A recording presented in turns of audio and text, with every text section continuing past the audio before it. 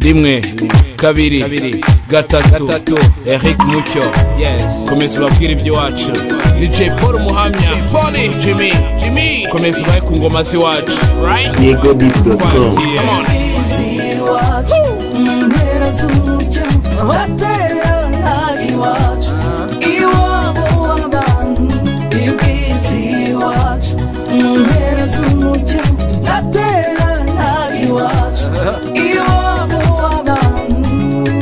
hari hatutuma kotsi imirasire idasanzwe hari imisozi hari amatara ni wabo abantu niwo nkesha ubuntu ndetse no kuba umuntu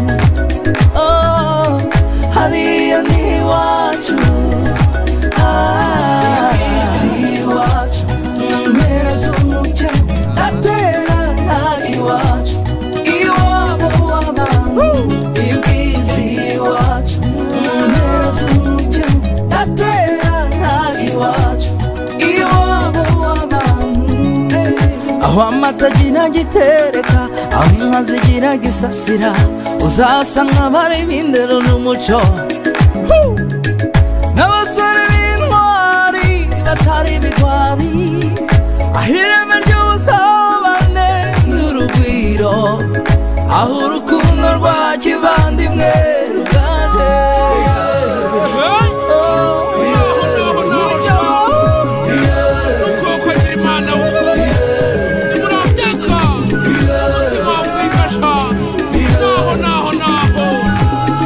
aho ni muri Afrika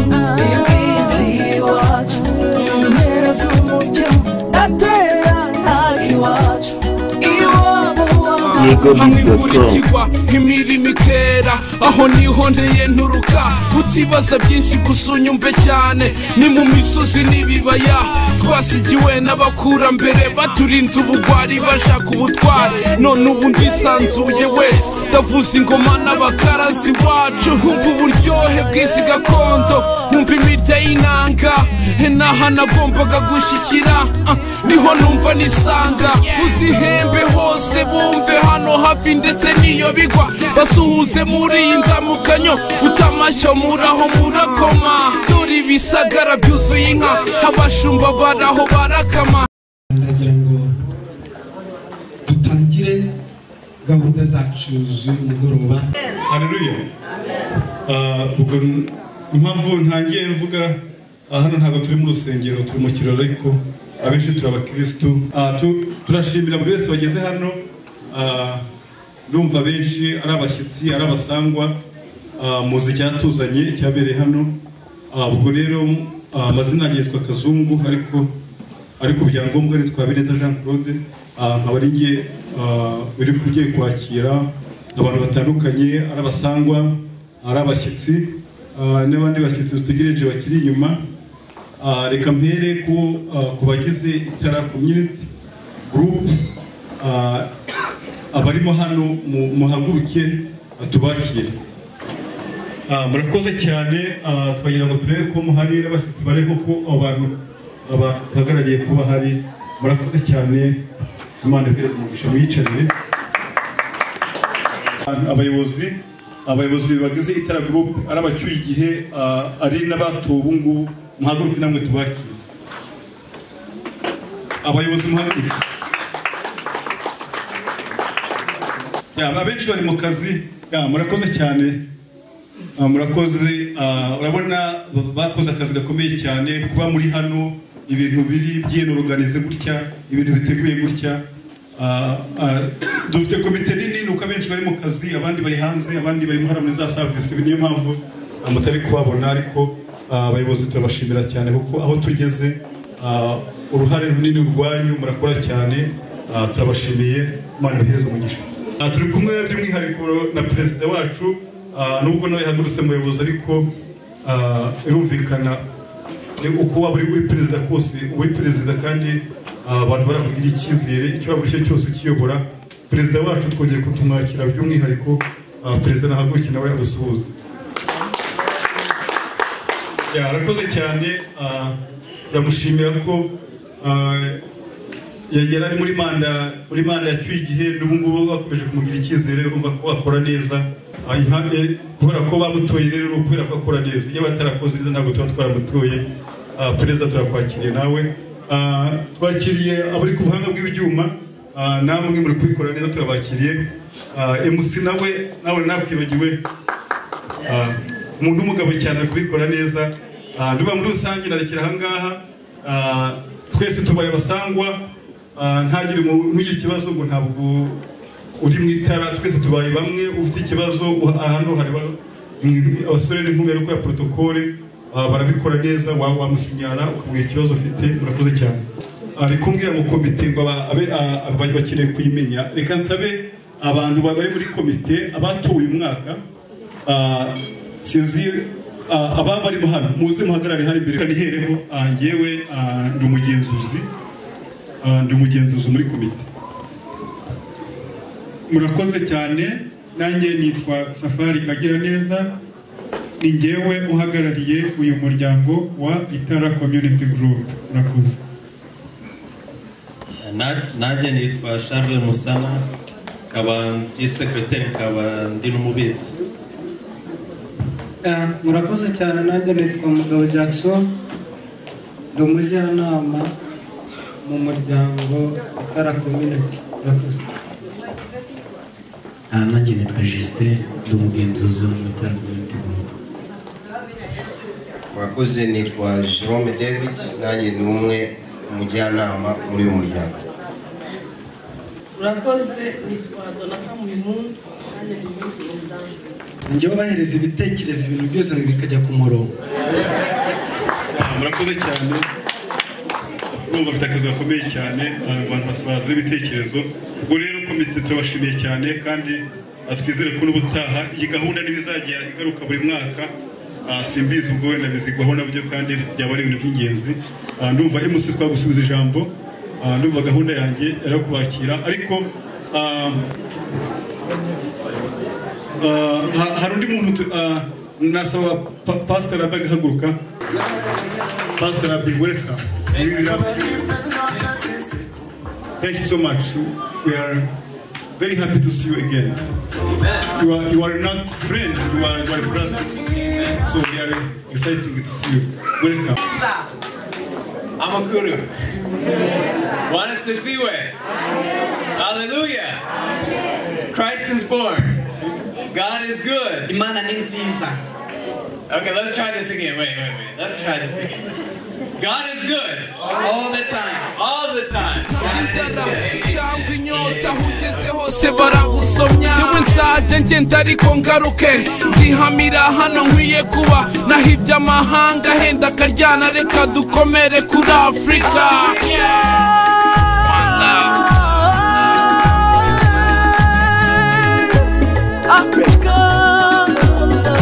YegoDeep.com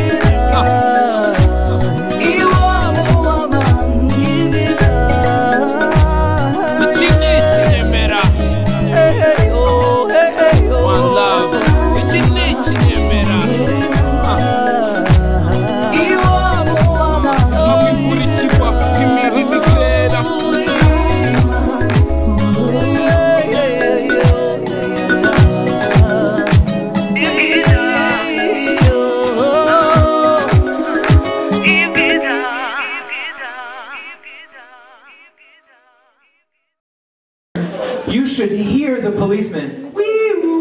Niwumva iyo nzogera ikintu gisakuza kigaragaza ko abapolisi bari kuguhagarika. You should hear it first.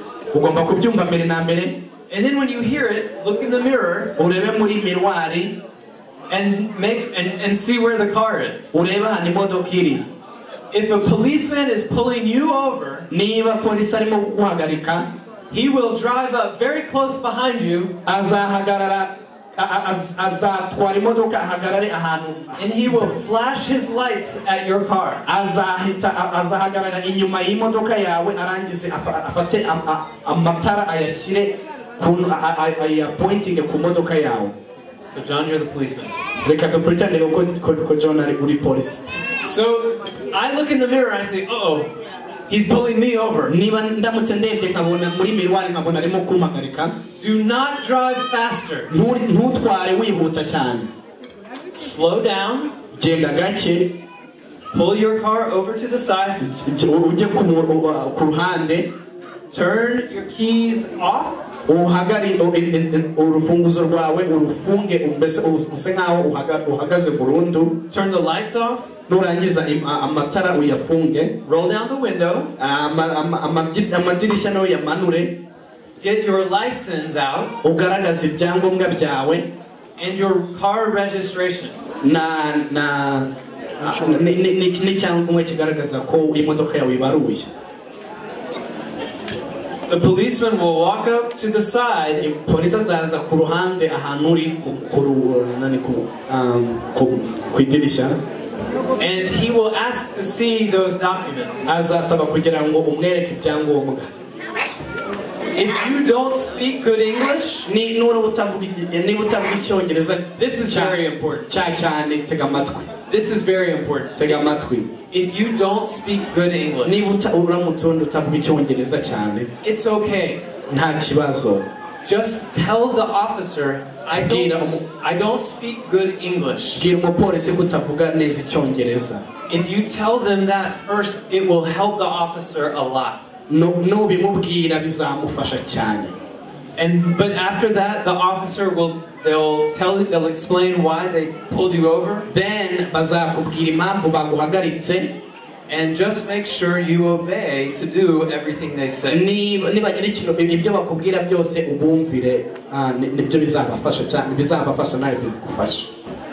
Good question, John.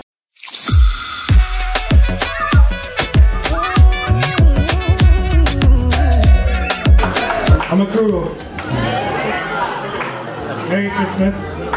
Dusabane sese tuzihonge twimike urukundo duhamye umubano kakadesi kawe kankumbuza byinshi iyo ndi kumwe nawe sinicwa n'irungu sekera sekura wisije umubiri wose sekera sekura wisije umubiri wose nushaka kumbaza mama oya wimbaza uzambarize mu bagabo shenge oya wimbaza kusemburo w'inzoga mama oya wimbaza ye ni wambagamba vugirwa nkayo oya wimbaza ye nkaraterura imba niyongera imba nkaraterura imba nasubira imba dimba dimba dimba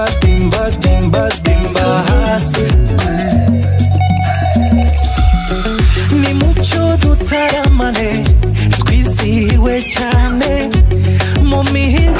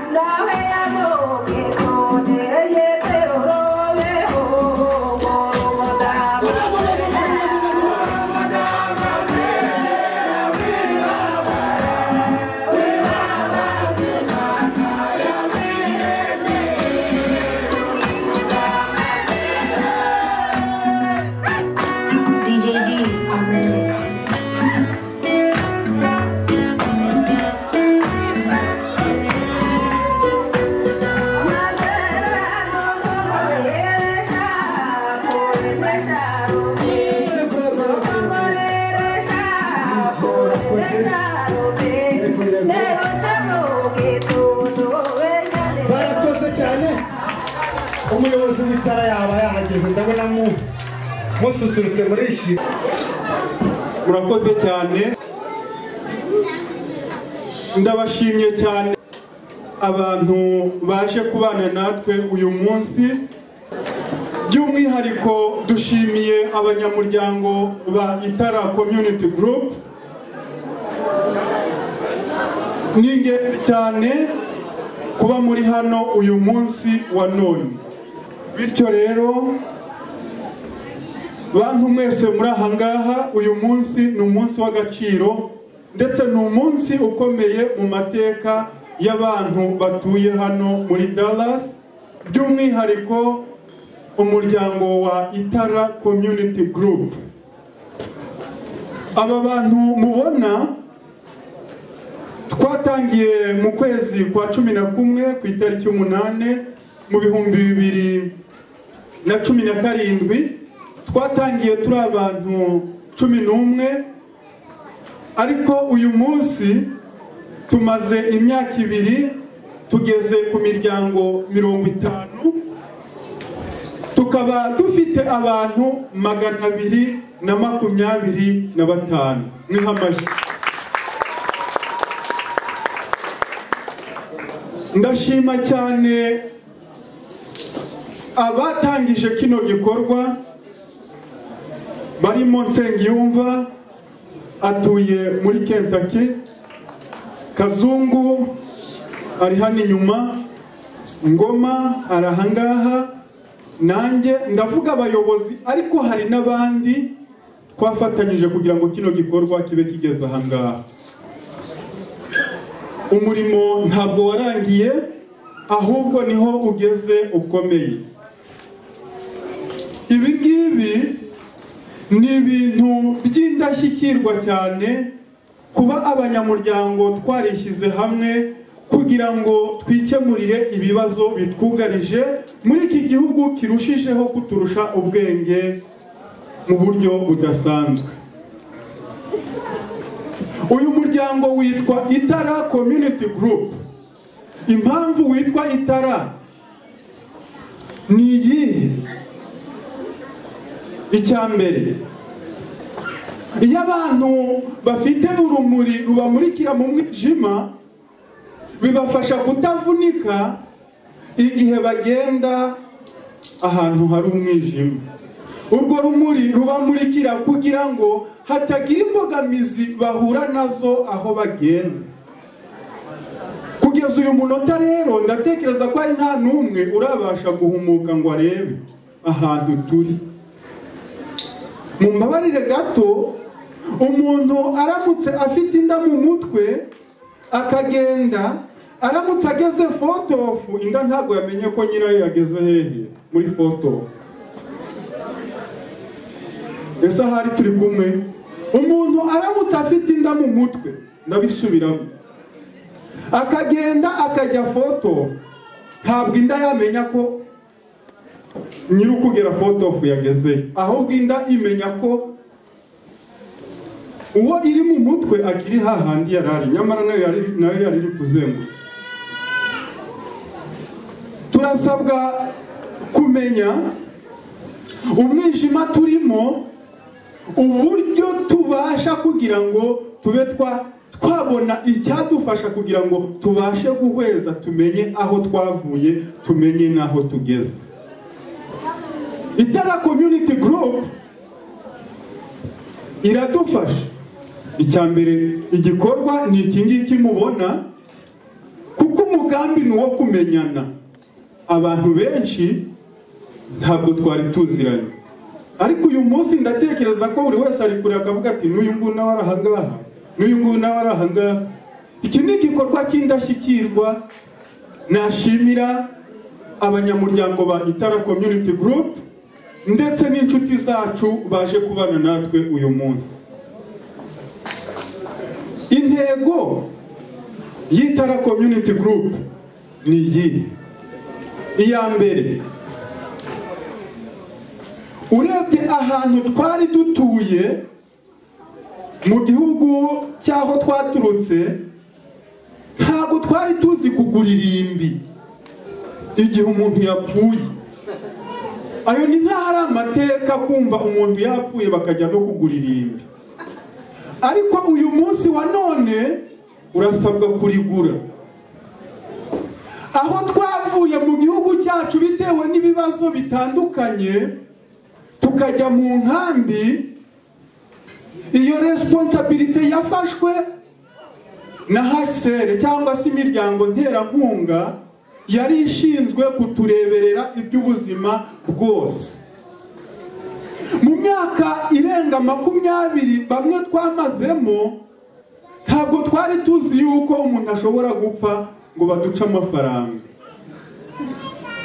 None badukuye hariya batuzanye muri Dallas n'indi mijyi itandukanye cyangwa amastates atandukanye yo muri Leta Zunze Ubumwe za Amerika.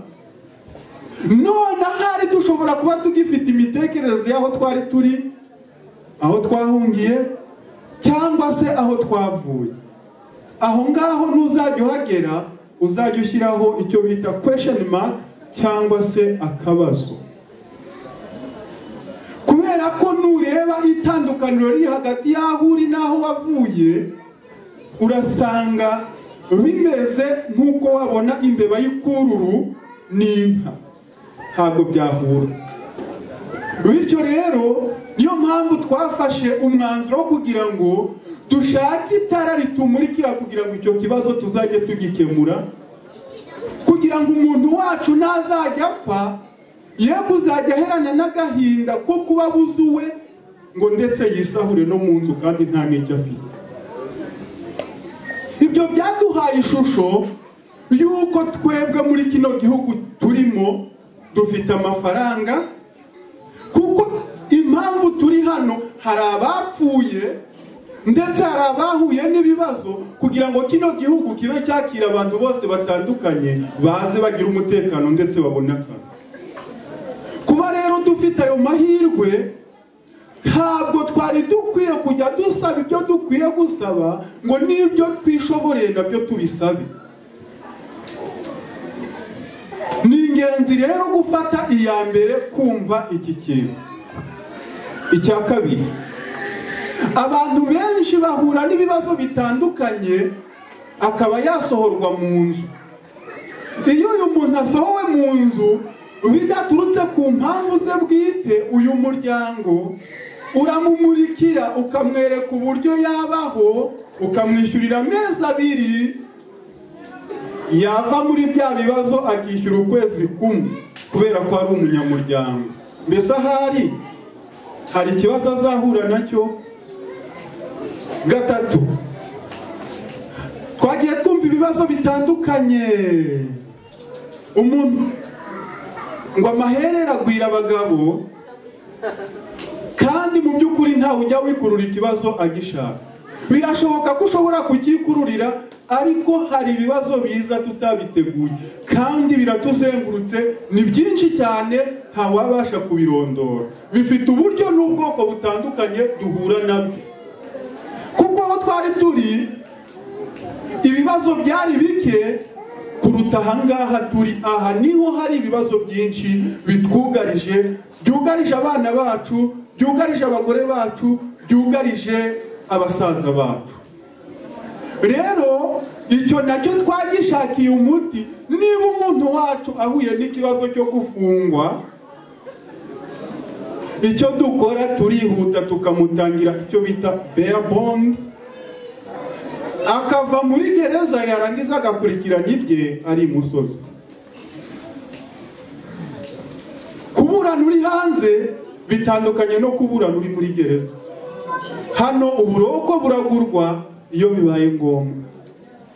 Iyo wageze hanze rero bigufasha gutekereza cyane uburyo bwose bushoboka kugira ngo ukore ibintu bikwiriye byagufasha. Ubwo iryo ni rya tara ryakumurikiye kugira ngo ubashe kumenya inzira ucamo. Gatatu, ku rubyiruko, abasore iyo bagiye gukora ubukwe tubafasha muri icyo gikorwa. Ubu ngubu tugeze ku 1,500 ku musore ugiye gukora ubukwe ariko ari umunyamuryango. Ibyo byose hari igihe dutungurwa n'ibibazo bitandukanye, wansaba amafaranga sinyabone. ariko niba nayabitse ku muvandimwe wanjye nawe akayambikaho, aribyo bita gufatana urunana, nta kibazo gishobora kutunanira igihe icyo kintu gihari. Bityo iyo abantu bishyize hamwe mu buryo bw'intekerezo, nta kibazo na kimwe kijya kibananira. Ariko biragora cyane kuko abantu twese ntabwo twumvira rimwe, ari nayo mpamvu ngira ngo mbwira abantu bari hano ku byerekeranye n'imyumvire y'iki kintu. Urasabwa kubyumva mu njyana yacyo bitewe n'uko ubifata. Ariko reka nkwibutse ko agaciro k'umuryango uzakabona wahuye n'ingorane cyangwa se wagize ibyiza. Ntawe tubyifuriza kuko nzapfa nawe uzapfa. Imbogamizi dufite, iya mbere ni imyizerere y'abantu cyangwa se imyemerere. Nimbivuga muri ubu buryo, buri wese abyumve neza ko ntabwo ngiye gucumura, ahubwo mbivuze kubera impamvu zitandukanye z'imyumvire ihwana n'imyizerere. Ugasanga hajemo ikibazo cyo bita miscommunication cyangwa se misunderstanding, kutumva neza ikintu n'inyito yacyo bitewe n'uko kiri gukorwa. Umuryango Itara Community Group ntago ushamikiye ku nyungu, izi non-profit organization, kugira cyangwa se n'umuryango udaharanira inyungu, tugira ngo twikure mu bibazo turimo. Ariko umuntu kumva yabijyanye mu yindi nzira, akavuga ati ririya ni ishyirahamwe. Nubwo ryaba ari ishyirahamwe, umugambi waryo ni uwuhe? Ese umugambi waryo ni uwo kwiba? Umugambi waryo ni uwo kwica? Umugambi waryo ni uwo gusahura? Umugambi waryo ni uwuhe? Umugambi waryo ni uwo kudufasha kugira ngo intekerezo zacu zibe hamwe. Aho umutungo wawe uri, niho n'intekerezo zawe zizagira utera. Ndatekereza ko uyu munsi wa none umunyamuryango wa Itara Community Group agize ikibazo cyo gupfusha umwe mu banyamuryango be, yaba ari kumwe n'abantu 220 na bangahe na batanu, hiyongereyemo kumuhereza 8,000. Nta bwoba rero dutewe n'urupfu nubwo turwiteguye ngo dutware. Bityo icyo ngicyo gikwiye kugira ute, gikwiye kuvamo. Ikindi, hari ibibazo duhura nabyo, abantu bamwe bakaturebera mu mateka y'igihe cyashize. Ntabwo ariko bimeze, ahubwo amateka y'igihe cyashize yabayeho kubera ko twari ahantu hatatworoheye. Icya mbere, twavukiye mu bujiji. Kabiri, dukurira muri gereza. Gatatu, dufungurwa tuzanwa ahangaha mu mujyi. Sahari turi kumwe abari kunyumva. Witegereje ahantu twakuriye, ninza kubizana muri iyi shusho ko bake cyane nibo bagize amahirwe yo kwiga. Abatarize si uko batabishakaga, ahubwo ni igihe bari bagize bate, bari barimo. Noneho aho tuviriye mu gihugu cyacu, tuza hehe? Tuza mu nkambi. Ariyongereranya n'iki? Ariyongereranya na gereza. Mu by'ukuri witegereje, nta hantu na hamwe inkambi itandukaniye na gereza, usibye ku bintu bibiri. Icya mbere, izina. Abantu bari hariya mu nkambi bitwa impunzi, abandi nabo bakitwa abagororwa. Ikintu cya kabiri batandukaniyeho ni uko impunzi zibyara, ariko abari muri gereza bakaba batagira ute, batabyara. Ibyo bintu byonyine nibyo bitandukanyije impunzi n'abagororwa. Ariko nyuma y'ibyo ngibyo, abagororwa bariga. Muri gereza niho hari abantu bafite ubwenge bwinshi cyane, kandi bigisha, ukaba wakwiga ugakuramo ubwenge uzakoresha mu buzima bwawe. Muri gereza niho abantu babona amazi make cyane mu buryo bushoboka. Muri gereza niho babona ibiryo bike cyane. ntabwo byatangaza kuvuga ngo impunzi yatungwaga n'amadolari 7 uyagabanyije n'iminsi 30 birahwana n'amasensi 3. kubibwira umuntu uri hano uyu munsi yakumva ari ibintu bidashoboka, ariko burya ngo gushize impumu yibagirwa icyagira gute. Numara gutekerezaga ko ari utunzwe n'amasensi 3, ariko uyu munsi ukaba wicara ukarya ukabona ko ibintu byose bimeze neza, ukibagirwa ko ari mu nkambi ahantu bashyingura munsi, uzaba uri kujya mu cyerekezo kitari cyo. Icyo ngira ngo mbashishikarize buri wese uri ahangaha, ni umwanya wawe gutekereza agaciro k'umuryango.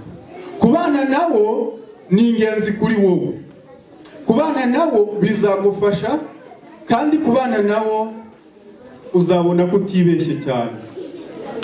Tuzaharanira mu buryo bwose bushoboka gufatanya kugira ngo ubwo twumvaga icyerekezo cya 2020 icyerekezo cy'uyu muryango, natwe hari ikindi cyerekezo dufite.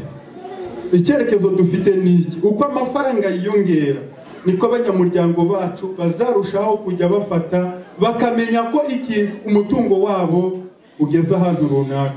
Tumaze imyaka 2 ariko turi hagati y'ibihumbi 30 na 50. Ndatekereza ko tumeze neza cyane. Ndashishikariza abantu, wowe muntu uri kuva muri Afurika ukagera hano, ahantu tugeze haramereye cyane. Twabahaye akanya ko kubitekerezaho. Igihe ugeze hano tuguhereza amezi 6 bitewe n'ibibazo uhura nabyo. Twabemereye ko muzajya mwinjira mutanze amadolari 500, kuko kwinjira nta kintu utanze ntago wabiha agaciro, ariko ikintu ukinjiyemo utanze amafaranga kandi bikuvuye no ku mutima ubiha agaciro. Kabiri, ku bantu bari hano muri Dallas ariko babibwiwe ntibabyumve, twaba tugeze kuri 2 uzayazana, twaba tugeze ku 1000 uzayazana, kandi yuzuye nta deni ririmo. Ku bantu bari mu yandi mastate, kuko ntago dufite abantu batuye hano gusa, dufite imiryango 40 hano. Imiryango 4 iri Chicago, muri Kentucky hariyo imiryango 2, Arizona hariyo umuryango 1, San Antonio hariyo umuryango 1, no muri Odessa hariyo undi muryango. Ukunda rero wamubwira kaza, kugira ngo umuntu yinjire muri uyu muryango atarabimenye. Ni amadolari 700. Nta bucuruzi turimo, icyo turi gukora ni ukugira ngo tubere itara abantu batabasha kubona.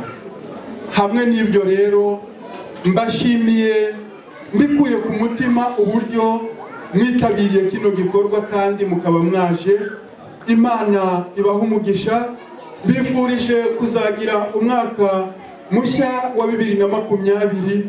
Nihirwe cyane kuba icyerekezo batubwiraga ngo 2020 ngo bizaba bimeze neza, natwe uyu munsi abari hano bimeze neza.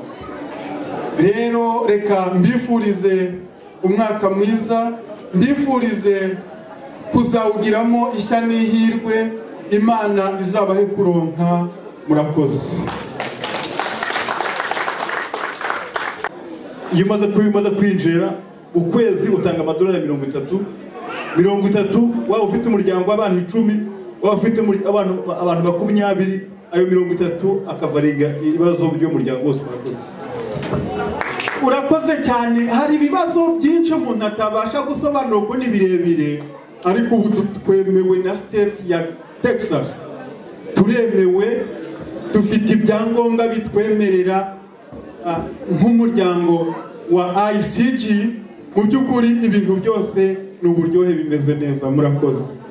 reka duhereze uyu musore kuko ntago abasaza turi kugenda dutega zivamo abasore bagomba gutekinga pose. Koze cyane mbere yuko wenda dukomeza tuganira umuntu wese uzi ko yaba ari muri groupe ya Itara Youth yazana imbere kugira ngo tuganire wenda muri bake bari aha ngaha muri no kubareba bihangane ahantu bari aho bicaye bazana imbere muze mwihuta.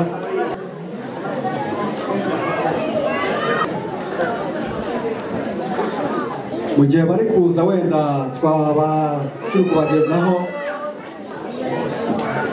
kubagezaho ukuntu wenda iyi groupe iri aha ngaha ukuntu yabashijwe kugerwaho. Ngira ngo uyu ni umwaka wa kabiri dutangiye, twabanje gukora igikorwa cya kakawete ku bantu bakizi, abantu bajya batomborana, bamara gutomborana bagahana amagift. So twasanze rero icyo gikorwa kidahagije, turavuga duti ese ko ababyeyi bacu bishyize hamwe, uki twebwe nk'urubyiruko tutakwishyira hamwe natwe tukagenda dutera ikirenge mu cyabo. So rero nk'uko nababwiye uyu ni umwaka wa kabiri twagiye dukora kakawete. So rero ubu ngira ngo icyumweru cyashize niho twishyize hamwe duhuza ibitekerezo, dusanga natwe tugomba kuzajya dutanga amadolari 10 buri kwezi. Ariko mbere yuko ayo madolari tuyatanga 10 tugomba kugira ngo dutangire neza twishyize hamwe kugira ngo account yacu wenda ibimeze neza, twashyizeho amadolari 30 ku bantu bakora, naho ku bantu badakora cyane cyane nk'abanyeshuri bo twarabaretse bazajya batangirana n'amadolari 10. So rero ngira ngo impamvu twagitekerejeho hari bagenzi bacu nk'uko wenda umuryango mukuru wacu wa ICG nk'uko bajya bafashanya umuntu yagize ikibazo, natwe ni muri urwo rwego kugira ngo niba mugenzi wacu yahuye n'ikibazo natwe twe kugenda gutyo gusa ngo tumugereho nta kintu tumujyaniye. Niba mu rugo bagize ikibazo tukamugeraho, wenda niba ari envelope twateguye y'amafaranga runaka tukamujyanira, tukifatanya nawe ariko hari ikintu runaka tumujyaniye. So ntabwo ari byo gusa, twasanze dufitemo impano zitandukanye. Twasanze dufite ababyinnyi, dusanga dufite ba cameraman, dusanga dufite ba DJ. Uko mutureba aha ngaha dufite impano zitandukanye. Twasanze rero kuzihuriza hamwe ibyo byose tukabishyira hamwe, noneho bikabyara ikintu kimwe wenda dushobora kuzabagezaho wenda turangije nk'umwaka cyangwa se imyaka 2 icyo kintu twakigezeho. Ku bantu babikeneye rero batwegera aha ngaha, dufite ubishinzwe, uyu nguyu niwe ushinzwe kwakira abantu bashyashya bashaka kwinjira muri iyi groupe yacu. So rero izina twateguye, twarebye gufata irindi zina ryo hirya, kandi natwe turi ishami ry'ababyeyi bacu turavuga ati ntabwo byaba byiza tugiye kure cyane, ahubwo iri zina muri kureba hano ku t-shirt Itara Youth niryo twafashe, ariko naryo rikomoka kuri iriya ya ICG. So rero wenda ngira ngo nahereza mugenzi wanjye uri aha ngaha nawe akagira ikindi yatugezaho, wenda niba hari n'ikindi nibagiwe akaba yakibabwira. Murakoze. Murakoze. Nta byinshi nanjye narenzaho ku byo umuyobozi wacu avuze. Ni kimwe cyonyine navuga mu byo twese twakora, nta kintu kiruta nko kuba muri sosiyete. Rero mu byo twakora byose tujye twishimira kubana n'abantu, nugira ikibazo ntube wenyine. Icyo nabashishikariza nuko mwatwegera mukaduha ibitekerezo mufite, natwe mu byo dufite tukabisangiza hamwe, noneho tukarebera hamwe icyaduteza imbere nk'urubyiruko muri hano Dallas cyangwa Foto. Imana bamugisha. Okay, murakoze cyane. Wenda ikindi nagira ngo nongereho kugira ngo wenda munamenye ukuntu ubuyobozi bwacu ni jye perezida noneho visi perezida ntabwo ari hano ni Tantine noneho uyu nguyu we ni ushinzwe kwandika akamenya abinjiye n'abasohoka urumva bashobora kongeramo nabo bagashaka kwivugurura byose turabiteganya tukagira n'abajyanama tukagira Bosco n'uwo bita Jackson nabo ngabo ndumva ku muntu waba ukeneye buri kimwe cyose ndumva abo ngabo babwiye barahagije babagezaho byinshi birenze ibiryo wenda mu byo tuvugiye aha ngaha tunashimira n'ababyeyi bacu impamvu wenda twakoze n'iyi gurupe ni uko twarebye ukuntu mwakoze gurupe mbese ni nk'aho twateye ikirenge mu cyanya ni byiza ko mwatubereye ababyeyi beza mwatweretse urugero rwiza tukaba tunabashimira yuko inama mwagiye muduhereza natwe turi kuzikurikiza murakoze cyane urubyiruko rurakoze uje n'ibyivugo byinshi nkumbuye ingamba y'abadatana bahuje urugwiro barakaye cyane segura wisije umubiri wose dore ntushaka kumbaza mama uzambarize mu bagabo shenge ku musemburo w'inzoga mama ye niho amagambo avugirwa nkayo ye nkaraterura niyongera nkaraterura nasubira dimba dimba dimba dimba dimba